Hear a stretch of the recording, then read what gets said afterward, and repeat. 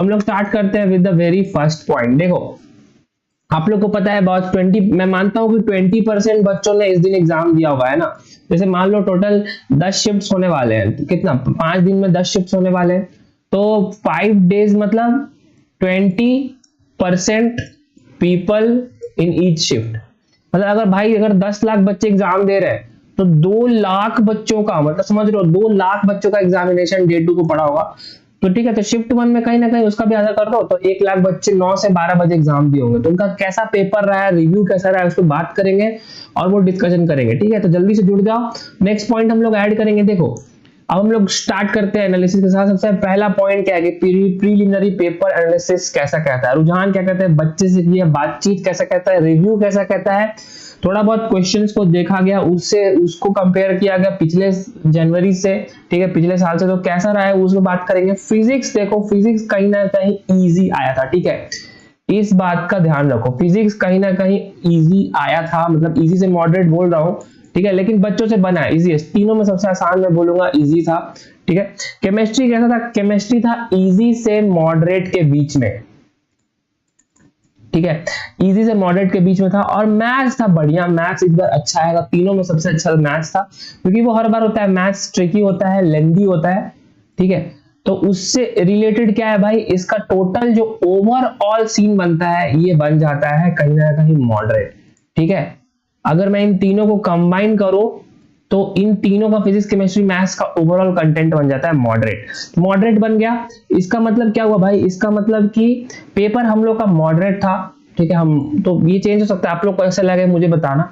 और मोस्ट आज टॉपिक्स कहाँ थे उस पर भी बात कर लेते हैं। देखो फिजिक्स में सबसे अच्छा क्वेश्चन बताता हूँ। जैसे देखो फिजिक्स में एरर एनालिसिस से 2 क्वेश्चन था, ठीक है, एरर से 2 क्वेश्चन था, इस बात का ध्यान रखोगे। रे ऑप्टिक्स और modern physics, ray optics modern physics से 2 क्वेश्चन था, ठीक है। उसके बाद क्या था, करंट से था 2 question, then work power energy, इससे भी 2 क्वेश्चन था। मतलब कहीं ना कहीं ये टॉपिक्स हर बार रिपीट हो रहा है और ये इससे काफी क्वेश्चन भी आ रहा है, तो ये 8 तारीख वाले बच्चों के लिए भी इंपॉर्टेंट है। एसएचएम और मैग्नेटिज्म से एक क्वेश्चन था, ठीक है, एसएचएम मैग्नेटिज्म से एक क्वेश्चन था, ठीक है। मतलब ये दिखाते हैं कि ये कहीं ना कहीं ये सब क्वेश्चंस रिपीट होता है और ऐसा सीन रहता है। तो उसी को हम लोग केमिस्ट्री से करें रिप्लेस, तो केमिस्ट्री में देखो, केमिस्ट्री में पेपर क्या था, जैसे आपको मैंने बताया कि इजी से मॉडरेट के बीच में था, इजी से मॉडरेट के बीच में था। कहां से क्वेश्चन आया था, तीनों का बात करेंगे, फिजिकल, इनऑर्गेनिक और ऑर्गेनिक। तो देखो सबसे पहले देखो सॉल्ट एनालिसिस, सॉल्ट एनालिसिस से काफी बढ़िया, मतलब काफी दिन बाद मैं देखूंगा क्वेश्चन पूछा गया था, ठीक है। सॉल्ट एनालिसिस से एक क्वेश्चन पूछा गया। उसके बाद डीएफ ब्लॉक से भी हर बार, देखो हर शिफ्ट में ये कॉमन हो रहा है, 1 से 2 क्वेश्चन डीएफ ब्लॉक में हर बार पूछ रहा है, हर शिफ्ट में पूछ रहा है, ठीक है। तो वो आगे वाले बच्चों के लिए भी है, मतलब जैसे जाता है। देन पी ब्लॉक से भी कहीं ना कहीं एक क्वेश्चन था, ठीक है। तो ये हम लोग का हो गया इनऑर्गेनिक में। अगर इसको बाकी में बांटे तो बाकी में बांटेंगे तो देखो बाकी में देखो जैसे ऑर्गेनिक में बांटा, तो जीओसी से हम लोग का भाई 2 से 3 क्वेश्चन था, हर बार की तरह इंपॉर्टेंट हो रहा है जीओसी। देन नेमिंग रिएक्शन से क्वेश्चन थे, नेम रिएक्शन मतलब कहते हैं ना कि ये कौन सा रिएक्शन है, उससे क्वेश्चन था, उससे एक क्वेश्चन था, ठीक है। पीरियोडिक टेबल से एक क्वेश्चन था, हम लोग और फिजिकल केमिस्ट्री में आ गए तो पीरियोडिक टेबल के बाद आएंगे, ठीक है, इससे भी एक क्वेश्चन था। अब फिजिकल केमिस्ट्री का देखो, फिजिकल केमिस्ट्री में यार जैसे कि हम लोग बोले तो थर्मोकेमिस्ट्री से एक क्वेश्चन था, और केमिकल काइनेटिक जो कि एक आसान क्वेश्चन माना जाता है, आसान सब्जेक्ट माना जाता है, उससे भी एक क्वेश्चन था जो हम लोग का रेट ऑर्डर पे आता है, ठीक है। तो उसके हिसाब से ऐसा सीन था, समझ में आया, ठीक है। मुझे आप 1 मिनट दीजिए।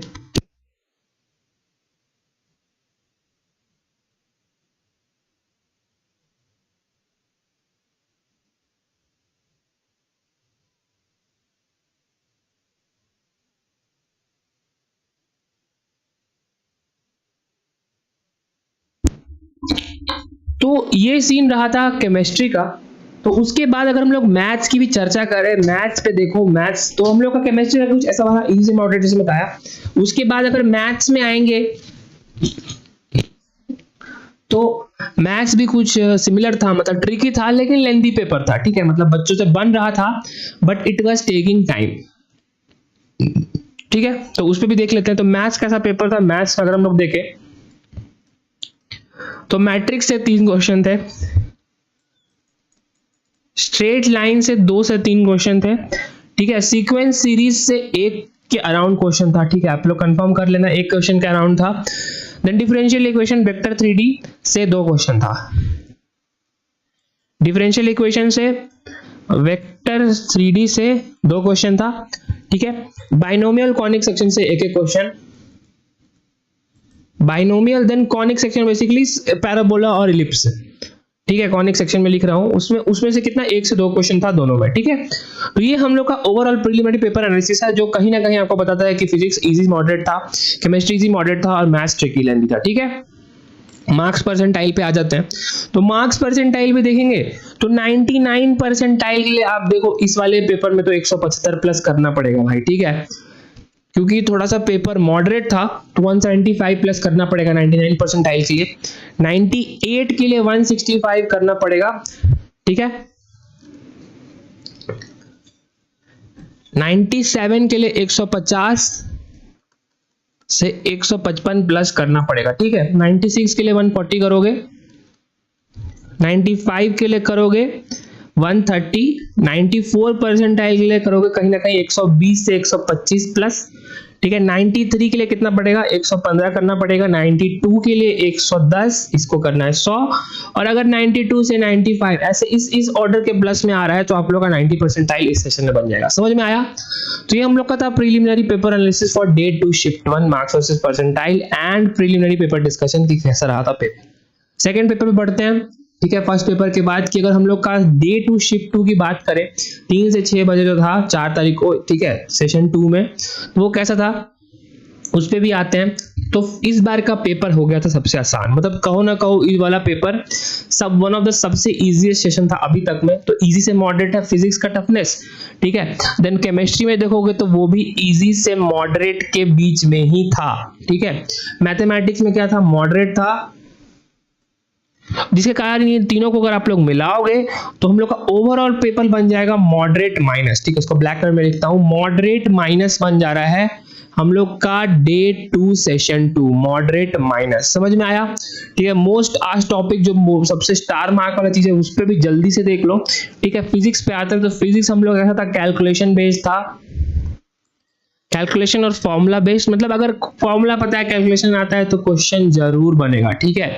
तो इसमें देखेंगे तो हम लोग के पास काइनेमैटिक्स पे 2 से 3 क्वेश्चन था, ठीक है। देखो यार काइनेमैटिक्स का 2 से 3 क्वेश्चन था, रे ऑप्टिक्स सेमीकंडक्टर से भी क्वेश्चंस थे, ठीक है। रे ऑप्टिक्स तो यार अब हम लोग को आदत सा हो गया, रे ऑप्टिक्स में 2 क्वेश्चन नहीं पूछेगा तो इन लोग को करेक्ट मतलब सही नहीं रहेगा, है ना। इन लोग के पास रे ऑप्टिक्स से भी क्वेश्चन था, उसके बाद मॉडर्न से भी हम लोग का लगभग 1 से 2 क्वेश्चन था, ठीक है। और उसके बाद इलास्टिसिटी सेमीकंडक्टर एससी लिख रहा हूं, वो 2 क्वेश्चन थे, ठीक है। और इलास्टिसिटी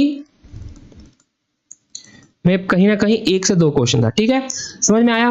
मैथ्स पे आते हैं, उससे पहले केमिस्ट्री देख लेते हैं। तो केमिस्ट्री में भी अगेन सारे हैं, डीएफ ब्लॉक में हम लोग के पास 2 क्वेश्चन है। देन उसके बाद हम लोग के पास कोऑर्डिनेशन, जो कि मैंने आपको बोलता हूँ इनऑर्गेनिक का सबसे इंपॉर्टेंट चैप्टर है, इजी भी है, मजा भी आता है, 1 क्वेश्चन था। डीएम लोग का था, डीएफ से हर बार पूछा जा रहा है। उसके बाद फिर देखोगे कि इलेक्ट्रोकेम से, इलेक्ट्रोकेम और थर्मोडायनेमिक्स, इस में से कितने क्वेश्चन था, ठीक है। थर्मोडायनेमिक्स या थर्मोकेमिस्ट्री, तो उसमें भी देख लोगे तो 2 से 1 क्वेश्चन था यहाँ पे, ठीक है। और उसके बाद बात करेंगे अगर हम लोग बायोमोलिक्यूल्स की, बायोमोलिक्यूल से यार क्वेश्चन था, इस बार आया था, बढ़िया था क्वेश्चन, ठीक है। मतलब बायोमोलिक्यूल से यूजुअली उतना पूछता नहीं है, इसलिए वो इस बार आया तो इससे बढ़िया बोल रहा हूँ। जीओसी से हम लोग का हर बार की तरह 2 से 3 क्वेश्चन रहता है। जनरल ऑर्गेनिक केमिस्ट्री तो आपको पता ही है सबसे इंपॉर्टेंट है केमिस्ट्री में, ठीक है। फाइनली डिस्कशन करते हैं यार कि अगर हम लोग मैथ्स की बात करें तो सबसे मोस्ट आस्क्ड टॉपिक जो हर बार की तरह इस बार में भी क्या रहा है, ठीक है, मतलब वेक्टर 3D यार, तो इस बार तो हर बार का हो गया। वेक्टर 3D आसान भी है और इजी भी है, मैं एग्जाम से पहले बताया था 2 क्वेश्चन रहेगा, ठीक है। मैट्रिक्स डिटरमिनेंट से भी 2 से 3 क्वेश्चन, ठीक है। उसके बाद क्या है, 2 ही क्वेश्चन थे मोस्ट प्रोबेबली, ठीक है। इंटीग्रेशन से कितने क्वेश्चन थे, इंटीग्रेशन से 2 क्वेश्चन था, सीक्वेंस और कॉनिक से 3 क्वेश्चन, ठीक है। कॉनिक से 3 क्वेश्चन था और सीक्वेंस सीरीज से भी हमको लगता है 1 ही क्वेश्चन था। तो ये ऐसा सीन बन रहा है, तो उसके हिसाब से मार्क्स वर्सेस परसेंटाइल कैसी बन जाएगी, ठीक है। तो भाई अगेन मैं कंक्लूड कर देता हूं, तो ये हम लोग का मोस्ट आस्क्ड टॉपिक्स था और उसके हिसाब से जो पेपर की डिफिकल्टी बन रही है वो मॉडरेट माइनस बन रही है। मतलब ये हम लोग के सेशन 1 से आसान था, आसान था मतलब हायर मार्क्स लाना पड़ेगा। ठीक है, समझ में आया? मतलब 99 के लिए आपको 185 190 प्लस फोड़ना ही फोड़ना है, कोई उपाय नहीं यार, ये 200 भी जा सकता है। ठीक है, समझ में आ रहा है? क्योंकि आपको याद होगा लास्ट ईयर भी 200 प्लस पेपर था, उसके बाद ऐसा सीन हुआ था। एक सेशन था, मुझे एग्जैक्टली नहीं याद, बट आई थिंक डे 4 का S1 था। ठीक है, उसमें 200 मार्क्स पे 99 परसेंटाइल था, मतलब वो पेपर इजी हो गया था। तो इस बार भी पॉसिबिलिटी है, लेकिन देखते हैं आगे क्या होता है। 98 परसेंटाइल के 170 175 प्लस करना पड़ेगा।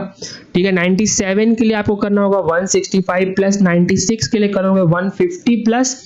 ठीक है, 95 के लिए करोगे 150 प्लस, सॉरी 140 प्लस, क्योंकि थोड़ा सा 5-10 मार्क्स का अंतर आएगा। 94 के लिए करोगे 130 प्लस, 93 के लिए करोगे 122 से 125 प्लस।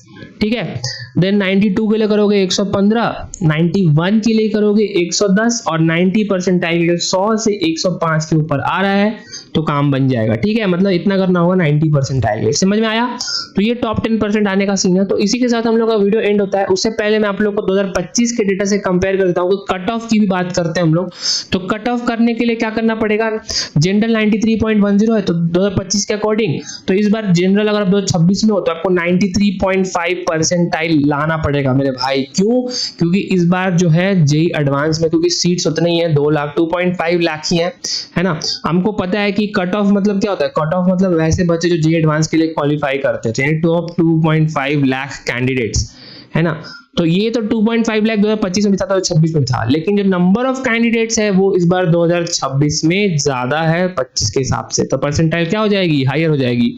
ईडब्ल्यूएस क्या हो जाएगा? 82 के आसपास उम्मीद कर सकते हो, ओबीसी 81 के आसपास कर सकते हो, शेड्यूल कास्ट कर सकते हो 62 से 63। ठीक है, एसटी करोगे 47.9 कर सकते हो, 48 परसेंटाइल करोगे तो इतना आएगा, तो आपका जे एडवांस हो जाएगा। पीडब्ल्यूडी में 0.008 परसेंटाइल। ठीक है, मतलब ये करना होगा अगर आपको कट ऑफ क्लियर करना है 2026 में जेई मेंस में। ठीक है, तो आप मुझे बताओ कमेंट करके। ठीक है, आज की वीडियो बस इतनी यहीं तक थी। आप मुझे बताओ कि आप लोग का पेपर कैसा, कि आप लोग कोई भी शिफ्ट से हो मुझे बताओ, मुझे और मेरी इंफॉर्मेशन डेटाबेस बढ़ाओ। ठीक है, मेरे रिसर्च के बाद आप लोग भी ऐड करो उसमें कि आप लोग का कौन सा पेपर था और उस दिन आपका कैसा रहा शिफ्ट। ठीक है, तो I think that's it and for the video. Thanks for watching. अगर कोई भी डाउट है मुझे कमेंट करना, मैं आप लोग को पढ़ रहा हूँ कमेंट्स। ठीक है, मिलते हैं नेक्स्ट वीडियो में।